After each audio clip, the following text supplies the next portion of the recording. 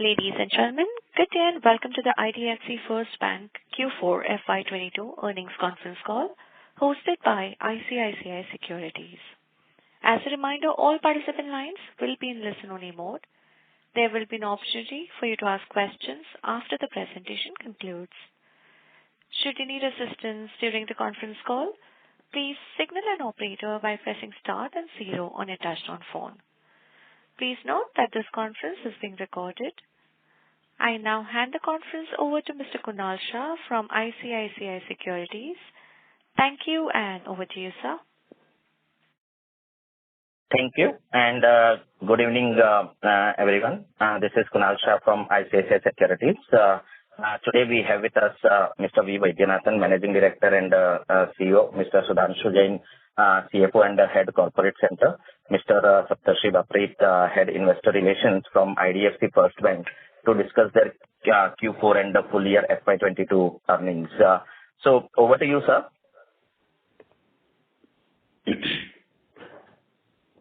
Good evening, everybody. Thank you very much for joining us for this call this evening. I've got with me Sudhanshu Jain, who is the Chief Financial Officer of the company. Yeah, good evening, everyone. I've got Saptarshi, who heads the Investor Relations and many strategic affairs for the company. Hi, good evening, everyone.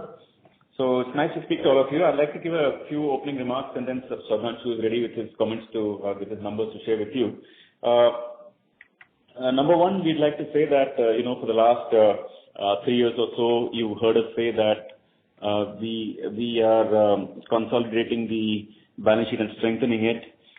So the reason was that we had a very large loan book of over 1 lakh crores at the time of merger, but we had only retail deposits of 10,400 crores. So that was clearly unsustainable. So we slowed down the overall loan book for the first 3 years, and our loan book grew by a CAGR of only 6% from FY19 to FY22. But the retail deposits grew at a CAGR of 72% in the last 3 years. So that clearly shows that we were very focused on first addressing deposit side. I'm happy to share with all of you that phase of let me say, consolidating the balance sheet or strengthening the balance sheet, whichever way we put it, that phase is now behind us. We are quite strong. So we think that from now on we will be able to grow the loan book comfortably. That's the point number one. Number two, you see that if you were to get a sense of where the loan book will grow from here on for the next few years, we think that to grow the loan book from now on, overall loan book, retail, wholesale, all put together, to grow that at between 20 to 25%, it should be very possible. So we will break out of our CAGR growth of 6% and get into the normal growth league, which all, it means, a good quality private sector banks are growing, or probably a bit faster than that. Number three, for the growth, we also think that we have a very, very strong lending model. Our incremental lending model, by our internal assessments, is giving us a return on equity of 20%, and that's very strong. And you might ask how. And if you notice, even in Capital First, we were posting 15 return on equity on the book itself. Forget the incremental return on equity, which was much higher, maybe 18 or 20. So that itself was 15 on a cost of funds of 9. Now on cost of funds of 5, it's certainly, you can see how 15 can easily jump to 20. So you can see that that's coming. And in case this is despite the fact that we started the prime home loans, all that is factored into the ROE of 20% that I'm talking about. So on that kind of a business model, the book is beginning to grow, and that is why you will begin to see the profit jaw begin to open from here on quite strongly. My fourth comment or third comment is that all legacy accounts of the bank, which we have often talked about whenever we had, now all of those issues are all addressed. Either they are straight away in NPA, like some of the toll accounts we talk about and the power accounts we talk about, or they are current. There's very little SMA 0, 1 and 2 that is left in the wholesale book now, and whatever is there, we have provided for it. So please don't have much concern on that front. My number 5th comment is that the incremental quality of wholesale lending for the last 3 years has been pretty good. Because earlier with infrastructure, and all of us know, it is not that someone did a good job or bad job, it's just the nature of the beast was like that. But incrementally, we haven't done much of infra. We've actually focused on regular corporate lending, which is regular cash flow based, good quality name based, balance sheet based, and all that. And that book we have sanctioned close to rupees 17,500 crores of wholesale loans in the last 3 years. And I'm really happy to share with you that the net NPA even after 3 years, and it has gone through the stress of COVID, the NPA is zero. So on that book, so you should be comfortable now that there is no real issue coming up on this front. The fifth point is that you might say, listen, if you're going to grow the loan book by 20 to 25%, that's on a loan book of 1,22,000 crores, which means our loan book should grow by anywhere about 20,000 to 30,000 crores a year. You might say, look, where are you going to get 30,000 crores of deposits for doing that? I must say that, in the last 3 years alone, we have grown retail deposits by rupees 54,820 crores. Now, that's retail deposits, retail CASA, retail term deposits. That really shows that, and by the way, last 3 years we've had every problem, I think, around, we were a relatively startup bank, we had COVID, we had, lots of issues and all that. But basically, despite that, if money could come to us, we can clearly see that we will be in a position to fund ourselves for that sort of a deposit growth. We feel, frankly, very comfortable on that front. To put it in context, our CASA, for example, is now nudging 50%, and it's been around that number for now 4 quarters in a row. And we feel quite confident that even next year, we will be able to sustain our CASA at 50%, give or take a few basis points here or there. Now, therefore, to be able to have a strong deposit franchise with CASA of 50%, ability to grow, is a tremendous source of comfort for all of us, and also gives us a lot of confidence that we can now, so to say, press the pedal on the lending side. The next thing to remember is what's happening on the, you might say that, look, you might grow the loans by 25,000 crores. So what's the quality? Now, our asset quality, I'm happy to say that the gross and net NPA for the bank, for the retail side, and we specifically call out retail because that's the large part of the book, as you can know. And when we say retail, we mean both retail, the personal credit, which is the retail, and then the commercial financing, which is basically business loans, business banking, commercial vehicles, those kind of stuff, which goes largely to businesses. These are the two categories we track. Now, on the retail side, the categories which are defined, the gross NPA has now come down to 2.63%, and the net NPA has come down to 1.15%. That graph has come down to 1.15%. Now, we have always guided that the gross NPA and the net NPA of the retail side will come down to 2% and 1% respectively, gross to 2 and net to 1%. We feel quite confident on that front. And for that, you should see the trend to give you the comfort. In March 21, when the COVID hit, let me go back a little more in time. Pre-COVID, let me say December 2019, the gross NPA of retail was 2.26%. In March 21, which is when the peak of the COVID was there, the gross NPA came down to it went up to 4.01%. In June, it came to 3.86. In September, it came to 3.45. In December, it came to 2.92. And in March, it has come down to 2.63. So it's not hard to see why this number should come down to 2 as per our guidance. Now, let me talk of net NPA. In December 19, pre-COVID, our bank's retail side's net NPA was 1.06%. In peak of COVID, it went to 1.9, which is in March 21. June, it came to 1.82. September, it came to 1.66. December, it came down to 1.28. And March 22, it has now come down to 1.15. So, 1.15 is in touching distance of 1. So hopefully, there should be no concern. In fact, our own internal estimates are it will go down below 1 rather comfortably. So you get the drift about how we think of the asset quality side. Now, the next point to address, after addressing deposits, after addressing growth, after talking of asset quality, is our confidence on the capital front. Because after all, if you want to grow the book at 20%, we need to have capital by our side. So on this front, our bank is strongly capitalized. We've got 16.8% is our capital. And, we also have significant headroom for tier 2 because we haven't raised that much of that. So we can always raise some tier 2, and we have sufficient headroom to go. Now, next thing is about incremental unit economics, and on this front I already described to you that our retail lending business is giving us 20% return on equity, and all we have to do is just keep doing that in a safe way, in a quality, keeping an good eye on quality. On quality front, if you permit me, I still have to, it will give you confidence to note, it's a 10-year track record. Now, 10-year is not a quarter or 2 quarter, 10 years is straight 40 quarters. And for us to continuously for a long time keep a gross NPA of 2 and net NPA of 1 must give you confidence that we will get there. And if we can do a good return on equity with low gross and low net NPA and a reasonable credit loss, we should be just fine and be able to grow it from here. The next point to note is credit loss percentage. Now, I must read out some numbers to you if that helps you. Now, as far as credit cost is concerned, if you remember when the COVID second wave hit us, then when we came out with the June 21 results, we took a big block of provisions for COVID second wave.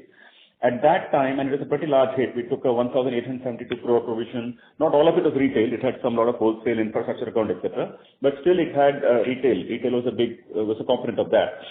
Now, at that time, we had given a clear guidance of what we expect Q2, Q3, Q4 of FY22 to look like. At that time, if you recall, I had publicly said to all of you that our Q2 provisions will be less than Q1, Q3 will be less than Q2, and Q4 will be less than Q3. I'm happy to share the following numbers with you as it turned out. So, our Q2 provisions was 475 crores, Q3 provisions were 392 crores, and Q4 provisions are only 369 crores.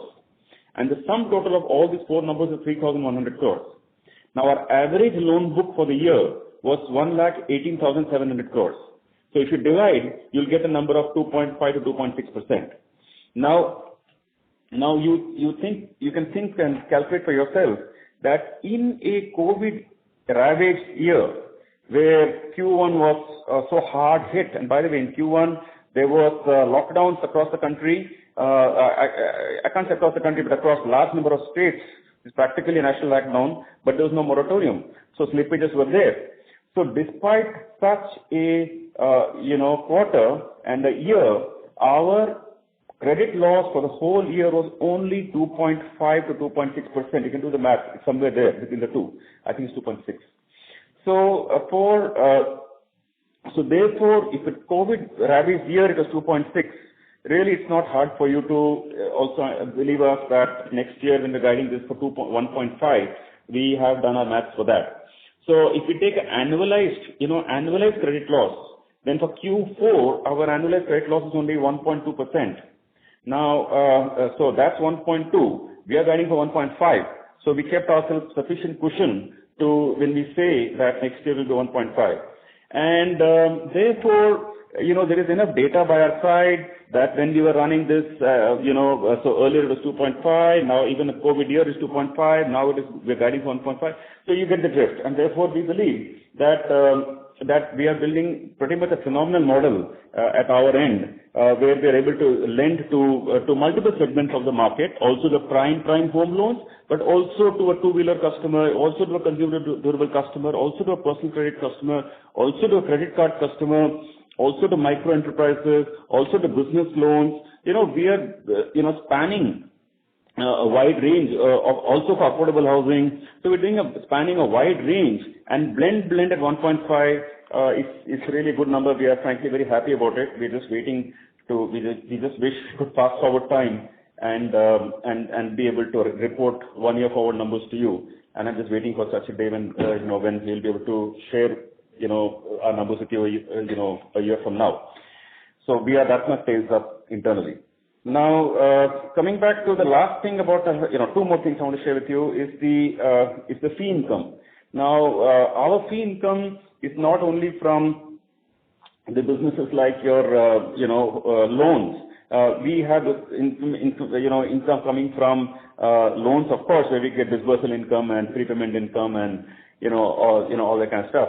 But also we also get income from on the liability side, from insurance distribution, mutual funds give some annuity income. On the wholesale side, we make income in the form of LCGG, etc. Wealth management is growing pretty well for us.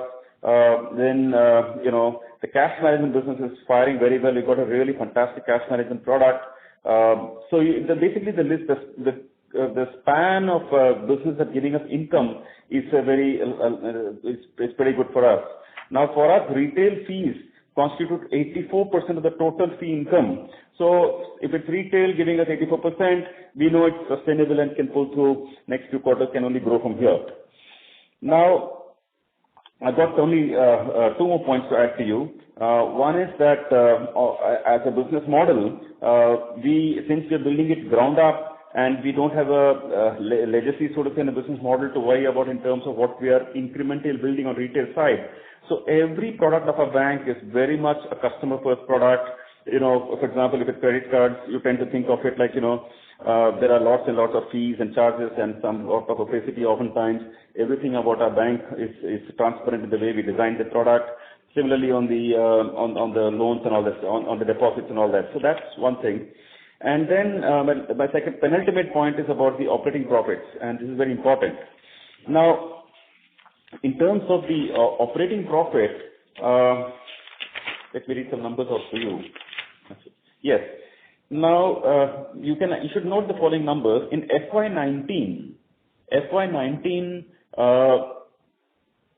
December 2018 is when we merged. So we have taken December quarter operating profit, December and the March quarter. Then we have taken them together and then we have annualized it so that the full benefit of Capital First and IDFC Bank is coming in it.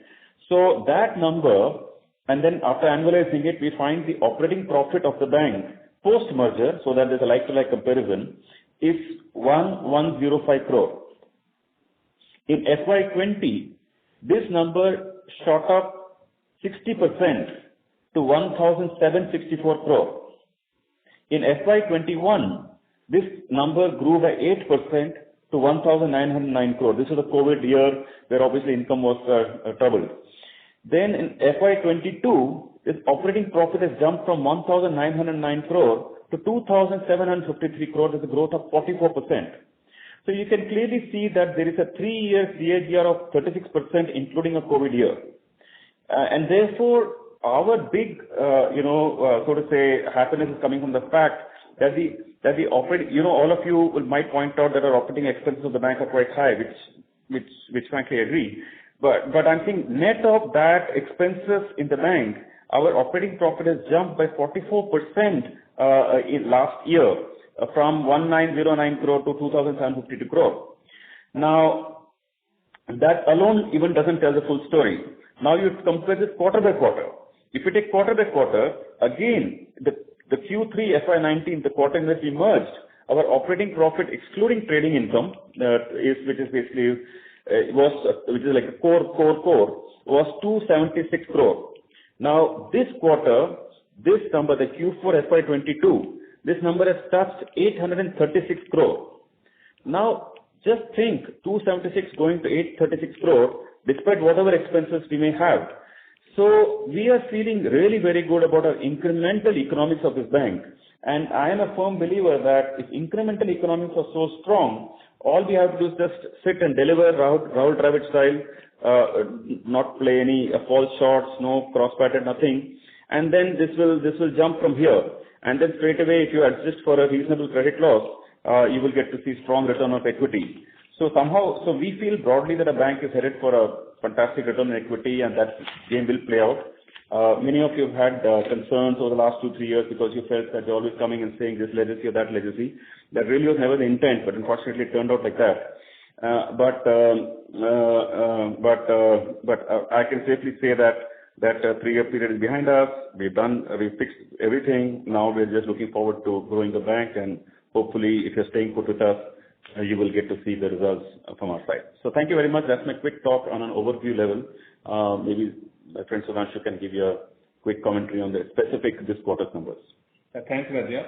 I would like to start with an update on the growth of on the asset side of the business.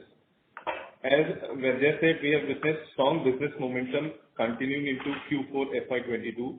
The overall funded assets of the bank grew by 13% during the year to reach rupees 1,31,951 crore as on March 31, 2022. This was mainly driven by the growth in retail loans and commercial finance loans, which grew by 28% and 15% respectively on a YOY basis. Disbursements were strong, and in the retail segment, these were higher by 32% in Q4 22 as compared to Q4 FY21. Within the retail segment, the home loan segment registered the fastest growth, and that book grew by 52% on a YOY basis. The bank has seen strong traction on the prime home loan segment since the launch of its attractive interest rates for prime home loan customers.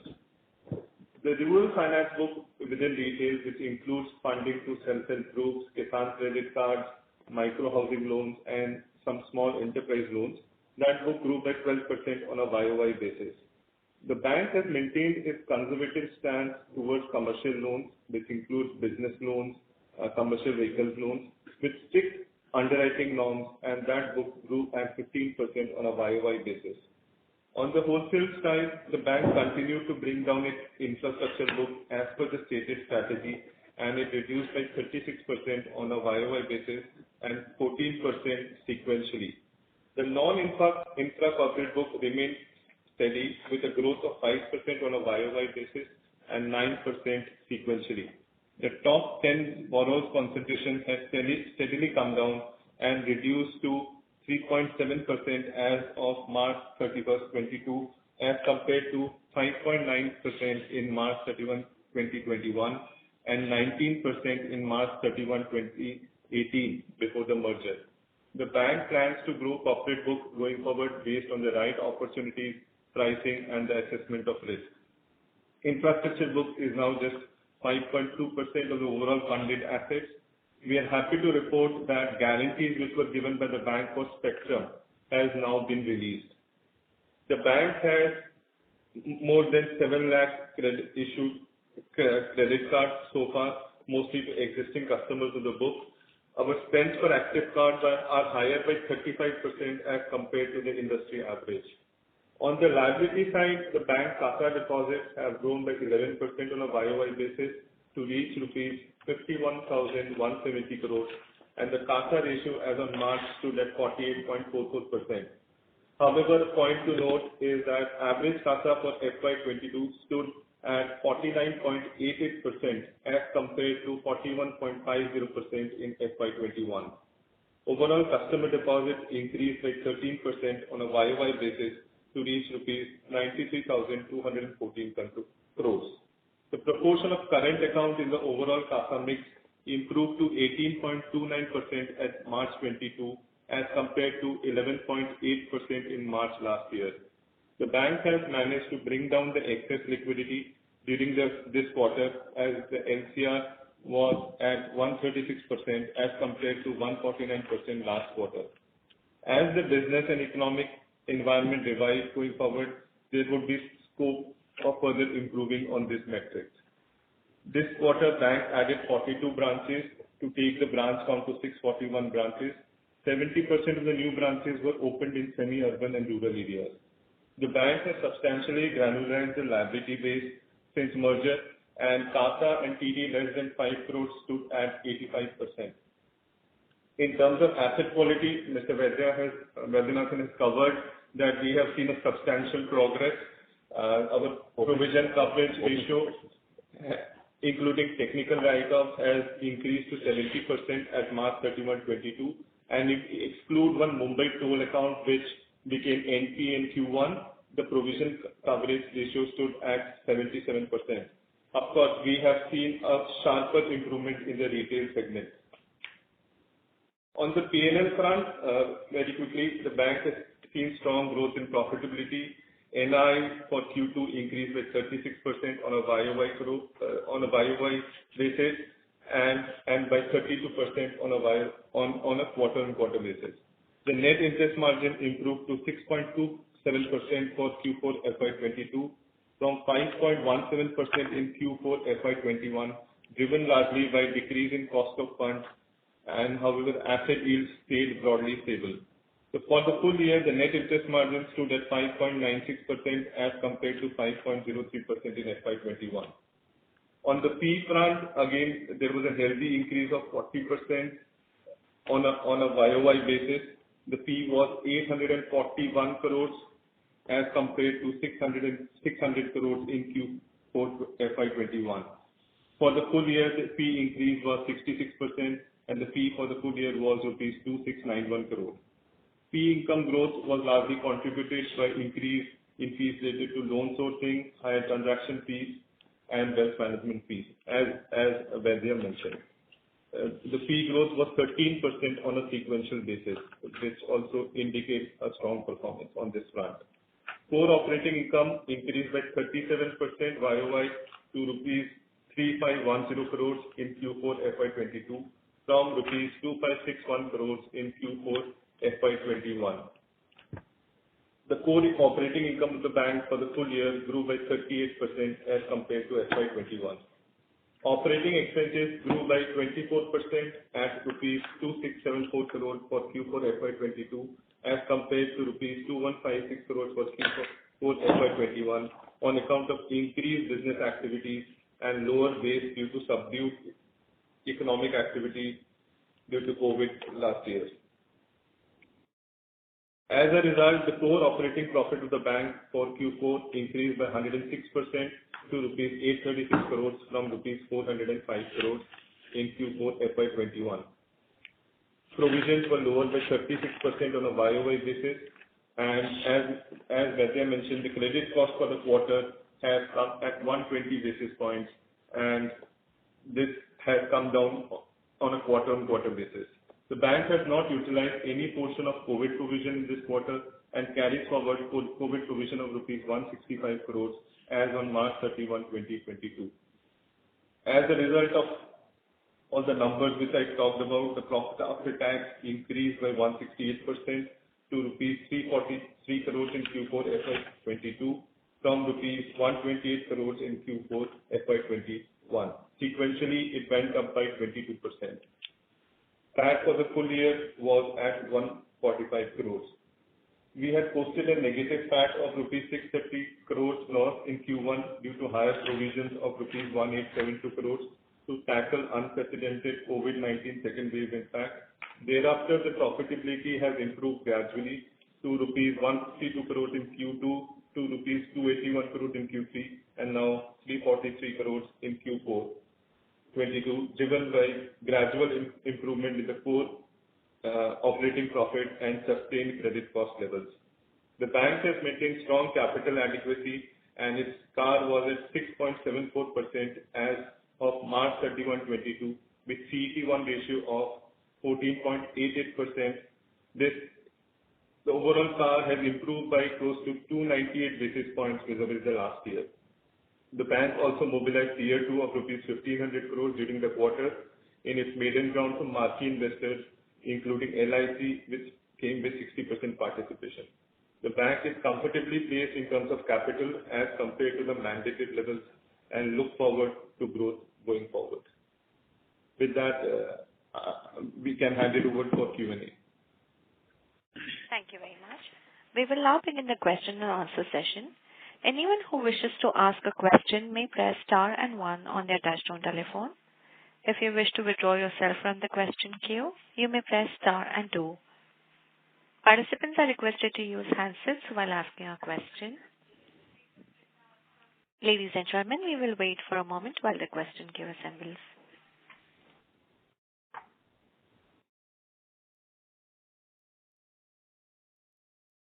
The first question is from the line of Anish Munka from Asterix Capital. Please go ahead.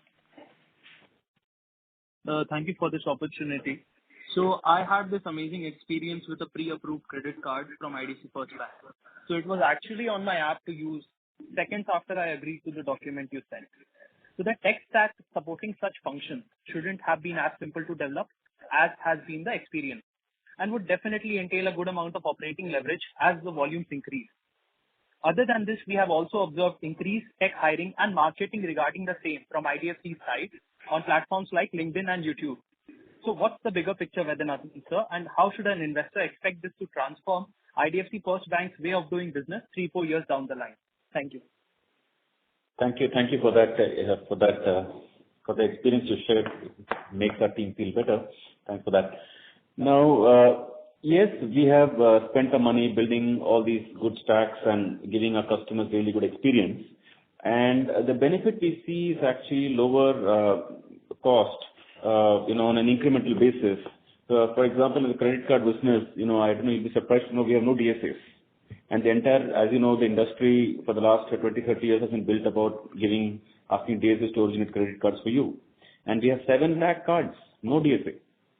So this ability comes to us because we developed good processes. And then we, of course, reach out to these marketing channels and we originate loans.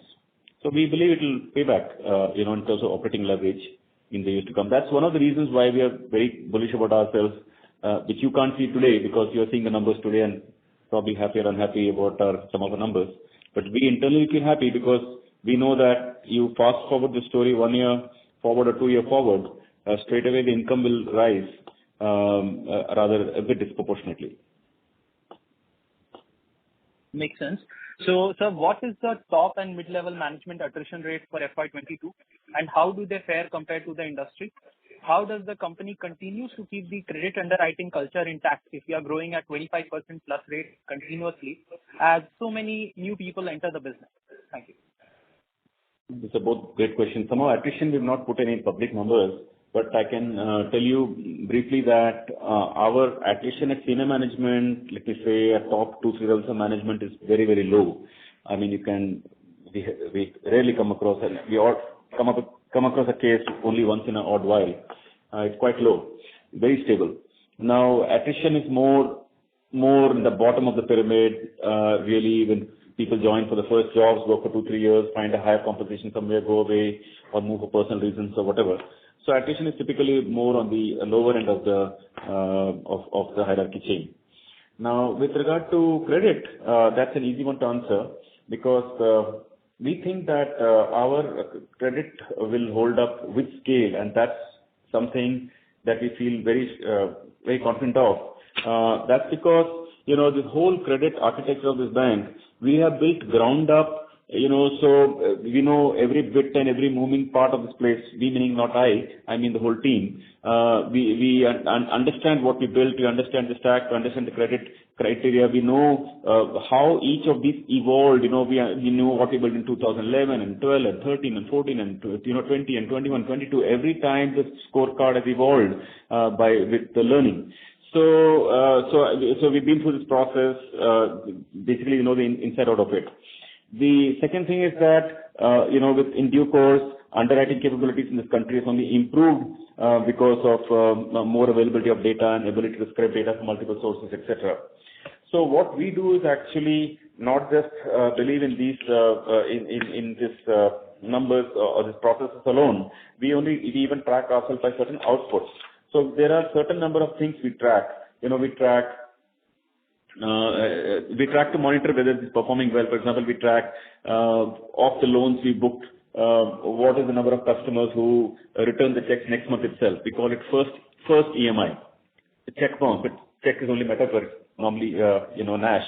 But we say that first EMI check bounce is X percentage of what it was. So I'll give you one number. For example, pre-COVID, if the index was 1 of check bounces, today on the first EMI bounce basis, for the definition I said earlier, the check bounce is 0.7. So check bounces are 70%, only 70% of what it was pre-COVID. Then we track similarly bucket 1, bucket 2, bucket 3. We check SMA. Then we check vintage analysis. We check recovery. So we track many fronts like these. And frankly, we are very, very cautious about this because the last thing we want is to have a problem on credit loss on our book, maybe a few years from now. That won't smell right for us.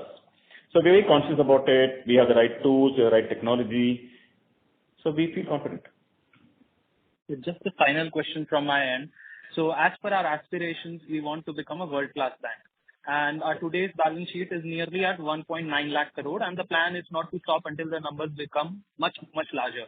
So what are the current biggest weaknesses that stop us from becoming one, and the ones that you are focusing to resolve over the next 5-7 years? The truth is that when we say world-class bank, and the thing is, it's not the size alone doesn't make anybody a world-class bank, and maybe there are some amazing institutions that are also large and also world-class. But that's also true. But in our case, our loan book is only 1,20,000 crore. So for us, even if we grow at 20-25%, at 25% you can double your balance sheet in 3.5 years. You double it again in 3.5 years. So for us, it's not difficult for you to imagine that this 1.2 lakh crore bank will become say 2.4 crore loan book maybe 3-4 years from now. Another maybe 3-4 years from then, maybe 5 lakh crore book, and from there hopefully another 10 lakh crore book. This story will never stop at all. Just not stop, because the lending is running by a machine here. It's running by a set of formula and a bit of credit underwriting processes, and there is unserved credit in the country. So you see, large amazing banks like ICICI Bank, 20 years ago they were just a 200 crore loan book. So who would have imagined they'll become a 6 lakh crore retail book today? So it just compounds. That's it, over a period of time. Look at HDFC Bank, look at Kotak Bank, look at the other banks. They're all great banks. So for us, to keep compounding from here the loan book and play a steady straight game for next 15-20 years, really I don't see a problem. Thank you so much, Vaidyanathan sir. The answers were very helpful. Thank you. Thank you. The next question is from the line of Lalit Dev from FYERS. Please go ahead. To understand on the margins trajectory. So in this quarter, it was like about 6.27%. So was there any one-off in the quarter? Because as we see, like that core NIMs have improved by about 28 basis points on a sequential basis. Yeah, Lalit, there were no one-offs as such during the quarter. So this is a steady increase which has happened on a quarter-on-quarter basis. Okay, thank you. And so another data question, can you tell us the gross slippages and net slippages during the quarter? Yeah, gross slippages for the quarter was about 1,400 crores and net slippages were about 700 crores. We saw strong recoveries during the quarter. And there was one, corporate account of about 250 crores that slipped during this quarter. It was a legacy corporate account. But if you net that out, the numbers were quite comfortable. Sure, sir. Thank you. Thank you. The next question is from the line of Ishan Agarwal from Irvana Capital LLP. Please go ahead. Hi, thank you for the opportunity. So first of all, congratulations on a superb performance on all fronts. The team has again surpassed my expectations in terms of the execution. Thank you. So first question is that given the levers that we have for increase in NIMs from here on, even at 6.27%, if I have to name a few, we are booking retail loans at 14.5 to 15%. We are replacing 25,000 crores of high cost deposits over the next 3 years. Our LCR drag is there right now on our balance sheet, and our incremental cost of funds is 5%. Then why are we saying that NIMs should taper off from here on? Won't these levers push the NIMs to a higher trajectory of say 6.6 to 6.8%? Yes, it could still rise from here. It could still rise from here. And what will be your guidance on the OPEX front for FY23? Will it be in line with your overall loan growth, or will it be lower?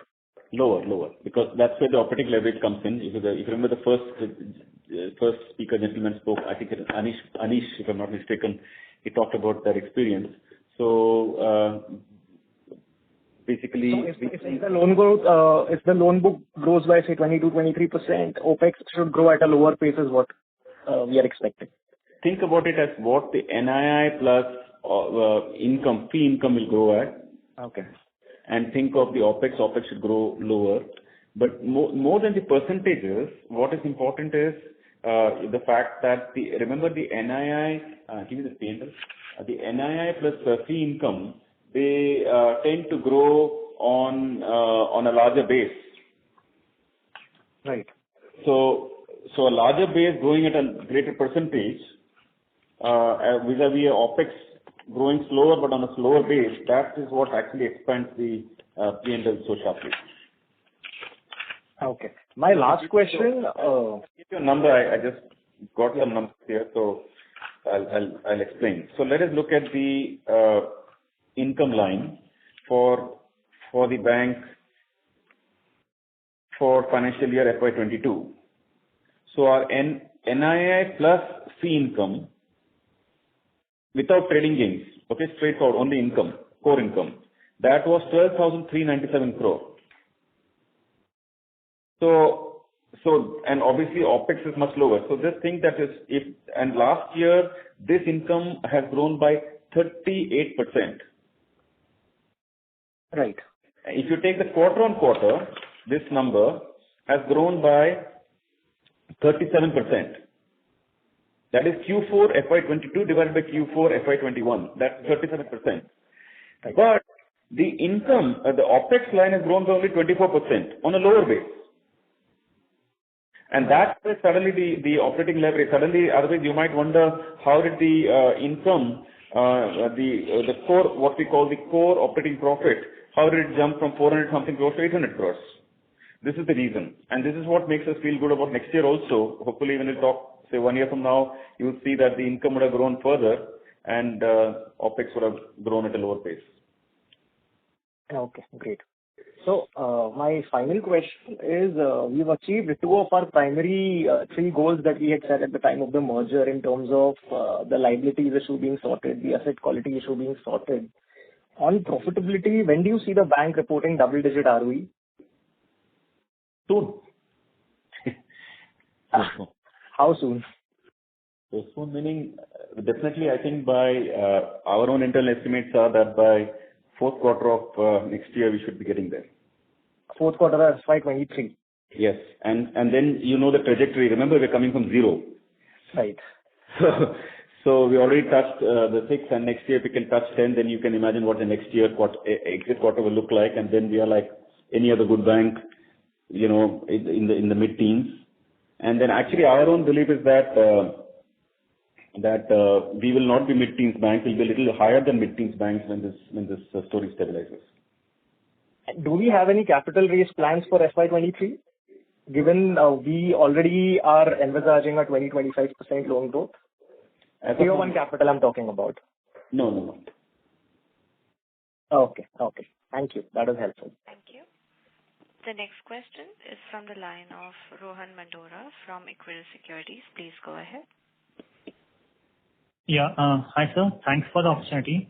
So I just want to understand, can you help us understand in terms of the OpEx expenses between, say, fixed OpEx, business-linked variable, and future capacity building? What is the split, and in the last 2 years, how have each of these line items grown? Well, we don't have any of those numbers ready for you, unfortunately. Maybe we'll try next time. But let me just say that we definitely, portion of our expenses are towards building the future. There are 2 types of expenses we are having. One is, of course, run the bank as usual. Second is remediation of any of the existing systems. For example, with the tech stack, and many of the parts of the tech stack requires remediation because some part may not be right. Maybe the core systems, maybe the enterprise service bus, maybe the channel-facing tech systems, maybe the CRM. So some of these things often require, or maybe some systems doesn't talk to each other or reconcile with each other. So those kind of things, remediation work is always there. The third sort of expense is, of course, investing for the future, which is basically building a really future-ready tech stack, and we are very focused on that to build those kind of capabilities where customers can get, instant solutions. For example, we're going to launch. We have launched a mobile app, but we're going to launch an upgraded version of mobile app where customers should be able to purchase mutual funds, etc., on the fly.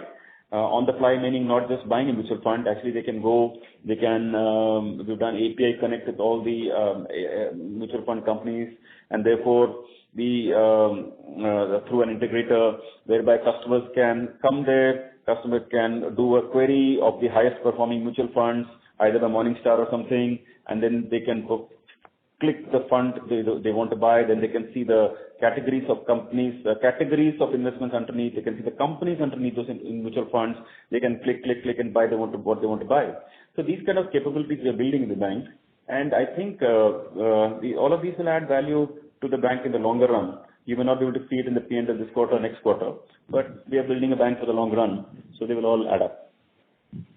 Right, sir. So, sir, any ballpark range where we are operating in terms of these expenses towards future technology additions? No, we don't have specific numbers on this one. Okay. And sir, what was the total OPEX towards, say, the DSA distributor payouts in FY22?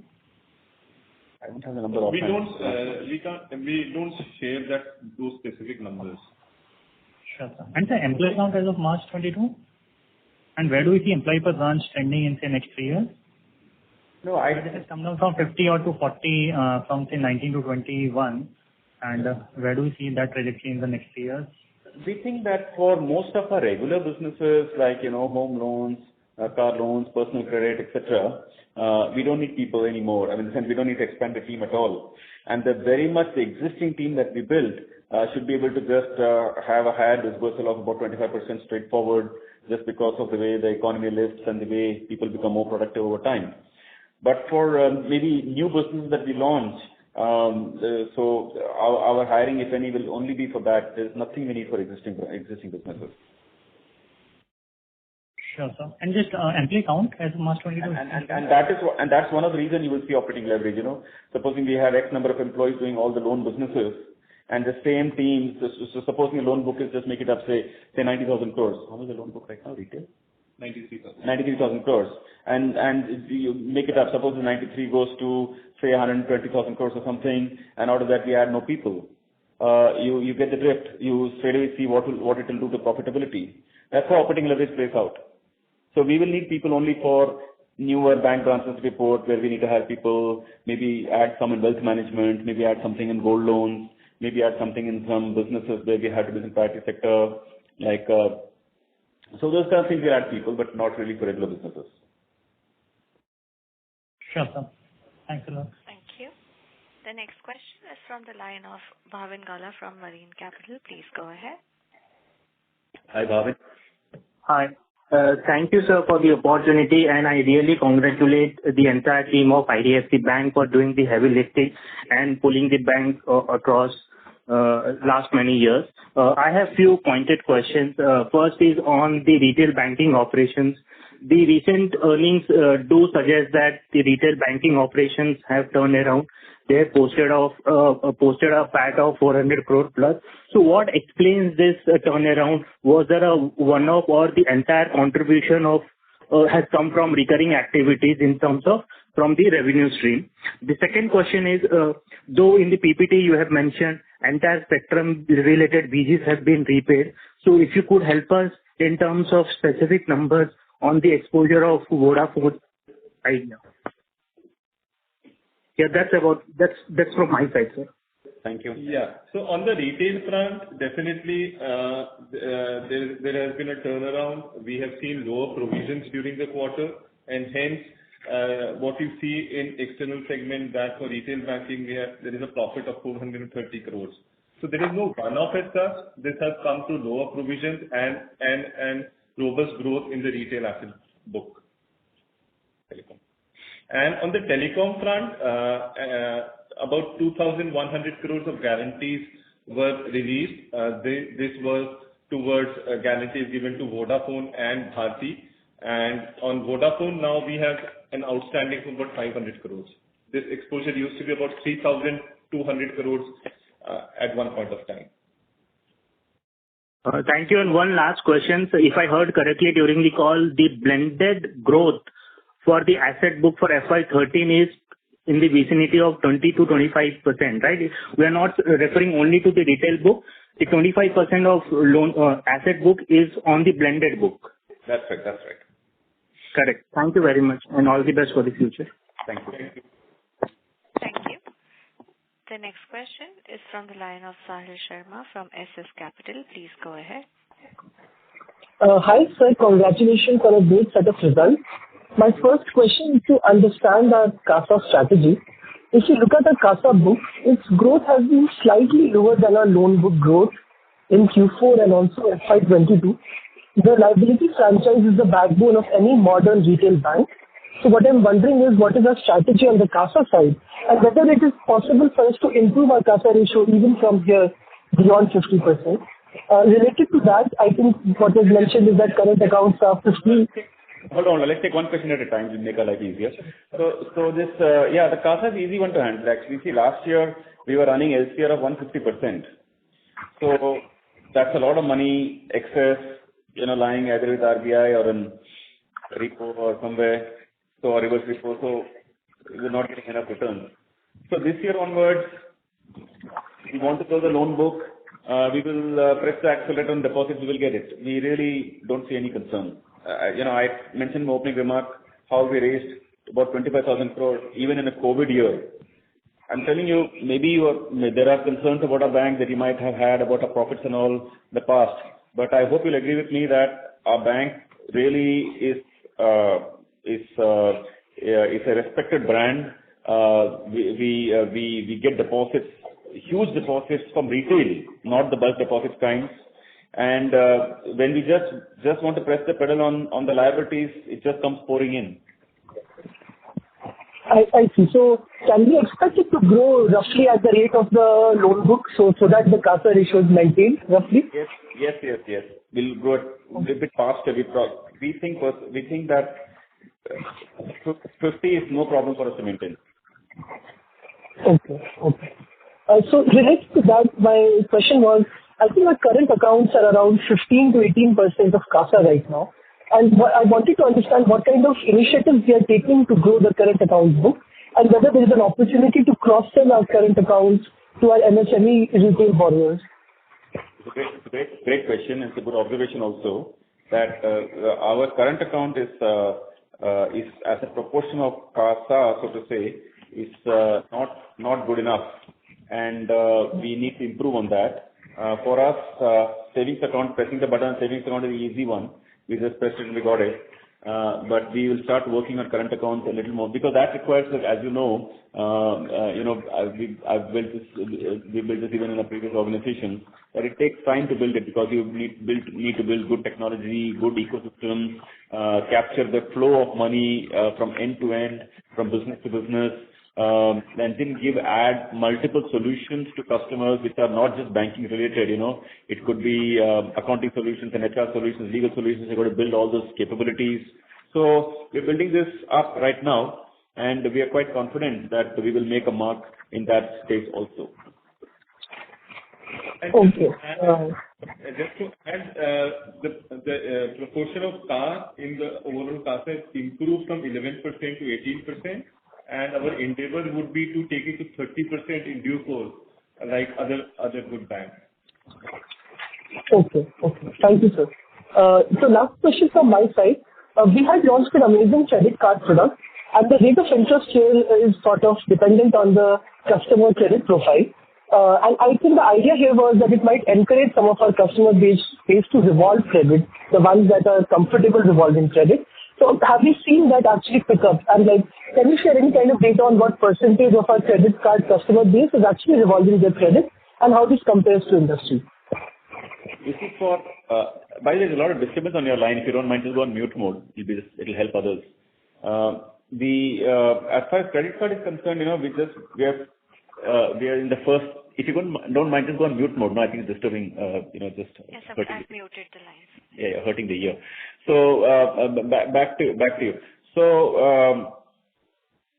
on the credit card front, typically the business takes time to start getting about a 50% of the loan of the book to start having interest income. So typically you can think of it like about 25% of the book could be revolver, about 25% of the outstandings could be installment based, where the customer is not revolving, but customer is choosing to convert the transaction to an installment. So, and balance 50% are straightforward transactors, they just pay up on time. So we would say we are a little behind the industry at this point of time because we are still a newer player. We're just 1 year into the business. But as this plays out for the next 1 or 2 years, we will definitely get better. But our good thing about our bank is that our customer complaints are really very low. Customers, by the way, we are a new bank. It's not that people knew our credit cards compared to other banks who have 15, 20 million cards each, or maybe 15 million, and we just have maybe 700,000 today. So despite being a new player, the spends on our cards is really good, and the delinquency is very low on this business for us. So all this is coming because right in the beginning when we launched the card, we didn't try to game the customer, figuring out, if you price it like this, I'll make more money, less money. We straightforward made a really good product for the customer. We didn't say that if you spend so much, I'll waive your fees. If you do that, we straight away said it free for life or, no annual fee. We straight away paid good reward points. We straight away said that reward point can be redeemed for the next purchase, something that really nobody does, in our knowledge. Everybody wants to give some catalog against it.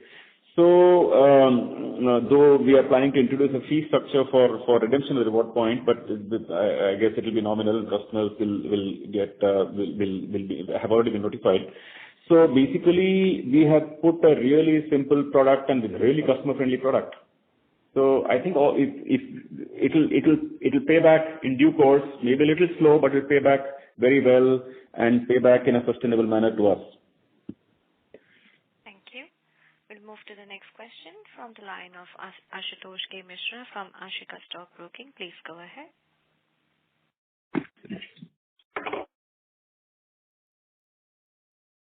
Ashutosh Mishra, your line has been unmuted. Please. Sorry. Hello? Yes, please proceed. Yeah. So my question is to understand the long-term evolution of the names, especially from a 3-year perspective. Keeping in mind where do you see your composition of retail and commercial finance books going ahead from here? We have launched prime home loans also. So how you see the names getting between the advantage which we have on the paying off the high cost borrowings and the change in the retail and commercial loan book going forward from here? So Sudhanshu, I'll take this. See, the thing is that, when we started the whole, post-merger, we put out a number that retail will be X percentage of the book, 70% and all that. Now, we're past that stage, so we don't want to put any more guidances on what percentage it will be. We want to, we ideally would like no business to have more than 15% of our total book. So we have just so many businesses. We have credit cards, we've got personal loans, we've got, commercial vehicle, car loans, home loans, loan against property, we've got rural financing, and, we've got wholesale credit. So the way now we're thinking is not in terms of maybe 70, 30, 80, 20. We don't have any of those benchmarks now. We are beyond that stage. Now we are focusing on saying that we launch so many businesses, everything stays below 15, except for mortgages and loan against property, where we would like them to be, where we'd like the cap to be about 20% each. And in the corporate side, we don't have a lower limit, but we don't. We think that about a upper cap would probably be 30%. So we are more worried about upper caps, not the lower caps anymore. Okay. So we have to. What I meant that we don't peg a number that wholesale will be 30 or 20 or 10, nothing like that. Whatever gives us good returns, whatever gives very diversified, whatever where we are very where our credit underwriting standards are well proven and we feel confident to grow, whatever is very diversified, whatever meet and wherever we have our own strengths. So whatever grows, as long as it doesn't bust a particular limit, we like to grow it. That's it.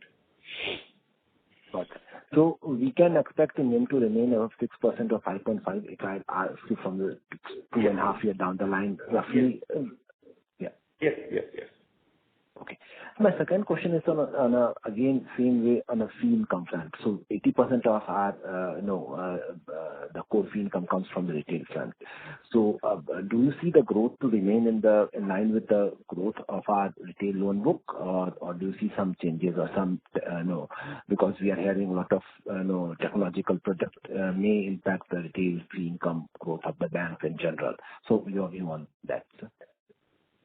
Yeah, I'll take that. If you see our fee income to total income is about 22% as a ratio. Again, we feel that we have a lot of opportunity to increase in there.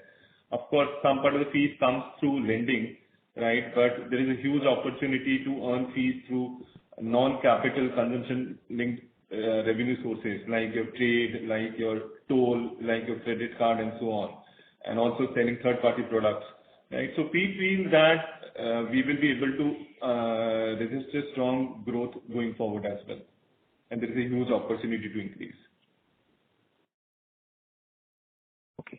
Okay. And on OpEx front, does bank have any internal cost to CI ratios target, and how do you see that panning out over the next 3 years? See, very clearly, we should not take a startup bank first 2-3 years cost and try and think that this is going to be the eventual cost structure of this bank. It won't be. We are finding that cost to income will begin to come down with simply by scale and operating leverage. And of course, I'll give you a color on the incremental. One of the things we track internally, which is not a number we release to the market and things like that. One of the things we track internally is incremental cost to income ratio. So how this incremental cost to income ratio works is that the year goes by, we know the bank has generated a certain amount of income and the bank incurred a certain amount of OpEx this year. So that becomes incremental, and that number for us is trending down pretty quickly and will trend down next year also. And finally, incremental cost to income becomes the cost income eventually on a scaled up book. So to give you an idea, this year in this quarter in Q4 FY22, so let me take you back to Q2 FY22. So at that time, our OpEx growth was 47%, but income growth was 41%. So obviously, it's not a great cost income ratio. You come to Q3 FY22. So our expense growth was 30% and income growth was 34%. Now you come to Q4 FY22. Our expense growth is 24%, but income growth is 37%. So you see how the jaw is opening. So it should not surprise you at all if you wake up next year after that, to see the incremental cost to income coming down for the bank. It will come down. Okay. I'll tell you another very big factor which many people are missing when they're evaluating a bank. So you think of today's cost income as X percentage, let me say 78% or something like that. If you take the latest quarter, 76%. When we say 76, actually not, we strip out all kind of treasury income and everything. We just name core, which we can measure quarter on quarter. So that's somewhere there. Now you think that there are three businesses that is dragging this down. You know those three because we call them out. One is credit cards. In the credit card business, our expense is more than our income by close to about 320 crores. Yes. Okay, so that's been basically the loss of the year. Now that plus a bit of credit cost. So now obviously we're not going to be incurring 324 crores of gap between OpEx and income forever. It's just the stage of building it. So let's say that make it up that next year it comes down to 100 crores. In the year after that, it breaks even, and frankly, it will become positive in our opinion. So that's one item. Just keep it there. Number two, on the retail liability side. So we've told you that it's incurring a loss of about 325 crores a quarter for us. You multiply that by 4, about 1,250, 1,300 crores we're losing in that business because these are branches, ATMs, everything we set up to build a CASA. Yes. Park the number there. Now the legacy item of that what we talked about, 27,000 crores at 8.8% we are monitoring. So you add these three numbers. Now simply add back, because you know we're going to fix this for sure. Certainly we're not going to run the bank like this forever. So you just add back those three items back to our income line, which is where it will head for sure. And then you will see our cost income has already come down to 64. Already, even today. Just add back these three numbers.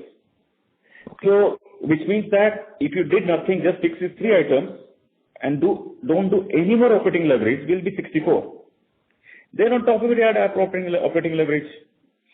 So it will come down to 50s. So I can clearly see that this bank is getting to a 50% cost income ratio. It's only a matter of time. You're there, I'm there. You can see the numbers as they play out. Sure. Sir, the last question I like to on credit card. The RBI has come out with the new regulations on that. What's your view and how do you see our bank is doing in this? Because your product is really good. In the last con call, you have asked one of the analysts to take this, and I have taken that, and I really find very good product. So, what's your view on RBI regulation first, and how do you see the bank's long-term strategy on the credit card? We like it. We are very proud about the product we launched. I'm also happy, like the first gentleman who spoke, that you also had a good experience. Thank you for sharing. So, with a good product, we think this book will now begin to continue to grow for us. I told you credit quality is excellent. Customers are happy. We hardly have complaints. So basically, we think we will keep doing this. And there is a lot of profit to be made in this business. Right now, in all this conversation of cost to income and adjusting ROE, etc., I'm merely talking about matching expense to income. Eventually, there's not going to be a matching thing. This is going to make, in our opinion, maybe 3-4 years from now, our internal estimates are we'll make a PAT of not less than 500 to 600 crores on credit cards alone. Okay, so that's the kind of picture we are seeing on this business. And with regard to your second question, frankly, the norms are good norms. Basically, inactive cards will get weeded out. And anyway, we're a new bank, so we don't have much to lose on the existing base. And we don't have co-brands yet, so even the co-brand issue doesn't apply to us. Okay, got that. Thank you. The next question is from the line of Jai Mundra from B&K Securities. Please go ahead. Yeah, hi sir, good evening and thanks for the opportunity. Sir, question is on your SA mobilization. I just wanted to get some more quantitative aspects here. So clearly, the SA mobilization SA story has been phenomenal without in the last 3 years without putting too much branches as well. If you can help us, to understand the granularity of the SA portfolio. Clearly, your LCR disclosure shows, as per the last quarter, that it is fairly granular in terms of if I do the regulatory retail breakup, is probably in line with some of the larger peers. But I just wanted to understand if you can further break that into ticket size, whichever you feel appropriate, maybe 2 lakhs, 5 lakhs, or maybe even 10 lakhs, as to how much is, between certain ticket sizes. And if you also have the breakup for individual, wholesale, government, trust, etc.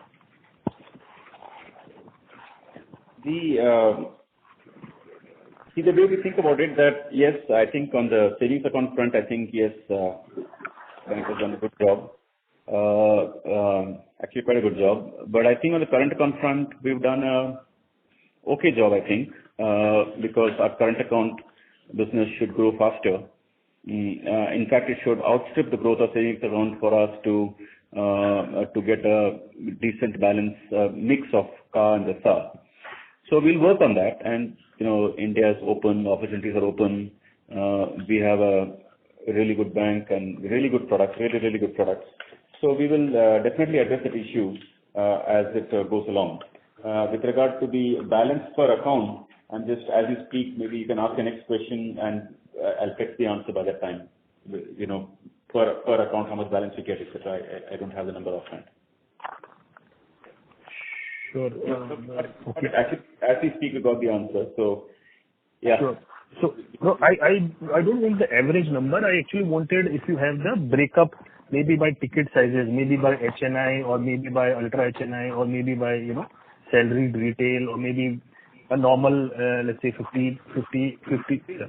I'll tell you, as a bank, generally speaking, we are, if you're trying to get a sense of segment, we are attracting a slightly upper middle class income segment kind of, or a HNI kind of segment, which is naturally kind of gravitating to us. That's because of the kind of branches we put up. I don't know if you've been to any of our branches. They are really high quality branches, spacious, and very, very, so they're really good branches. Employees are really secure. So our branches are like that. Our products are also such that there is our brand is also such that people tend to believe that we have good products, and and so on. And our wealth management offering is really good. So last time I told someone to take a credit card. Now I'm going to request you to take a wealth management business. Just try our operation. You'll understand what a really super platform we built. So our wealth management business is very good. And our interest rate is such that it tends to attract HNI customers more. So let me just say that we get a upper income customer base to our bank. Largely, we also get the people who open 10,000 accounts, but we get more the upper end. Right. And similarly, sir, if I were to see how much of your asset side customer, what could be the proportion of savings account which is coming from your existing asset side customer, or is it that the asset or the SA acquisition strategy is slightly different from asset side of customers? Yeah, it is basically on the asset side, we have two kinds of customers. One is the consumer durable and two-wheeler kind of, they represent certain income profile. That income profile doesn't leave much balances actually. And if at all they probably take the 10K product of the bank. But there's not much of a penetration we have in that segment. So we'd love to. I mean, we like every segment, but we haven't made much of a penetration there. But our segments are more, like I said, people who are having a home loan from us, or people who have a business loan from us, who then also tend to have a bank account with us. Like I said, we are a little slightly upper middle class kind of income segment. But any numbers, sir, that you want to put together, how much of your SA would be funded? We'll come better prepared next time on this question. I don't have it right now. Sure. No worries, sir. And on your number of employees, sir, if you can give that number, and maybe because you have clearly higher yields and you are you are arguably sort of dealing with on the asset side slightly, let's say, self-employed SME sort of customers. If you can also help us, what could be the number of employees which are engaged in recovery/collection/monitoring, and is that proportion slightly higher than other banks, or there is something else which is driving such a better let's say asset quality performance? See, basically asset quality is from quality of underwriting and the skills developed in them. It's got some correlation to yield, but not really a lot. So, for example, so basically these days, even everything's getting digitized, even collection side is all getting, just like sales. So, we not put out any specific division-wise numbers in the market, so I have no intention of sharing that. But I can just say that, I mean, not that I have it on my hand, but we don't share it anyway. We don't put out division-wise. That's not the data which is there in the investor presentation. But generally speaking, we have actually find that the number of employees inter-say over a year is only coming down, though the book is going up. And that's because, more and more work is happening digitally. To give you one idea, for example, let me say even a year ago or 2 years ago, if X number of customers returned their checks unpaid, and, a certain percentage, let me pick a number, say X percentage of them, X percentage of that Y was going to visit the customer. Now, it's not X%, because now you're sending a UPI link to the customer paying the UPI, so nobody's going to the customer's home.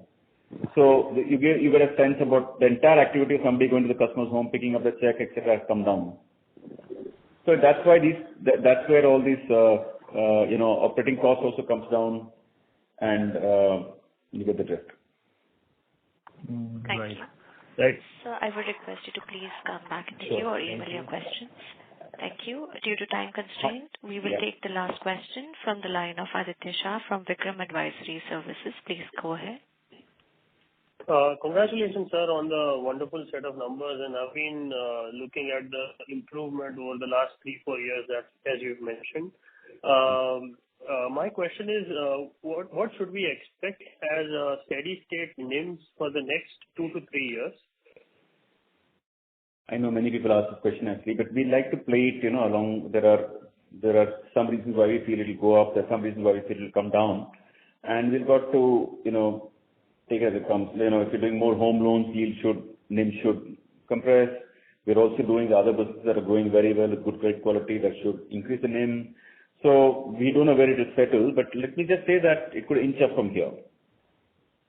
Right. So that is for this year, but overall on a 2-3 year basis, should we expect anywhere between 6 and 7%? Yes. That's our internal estimates also.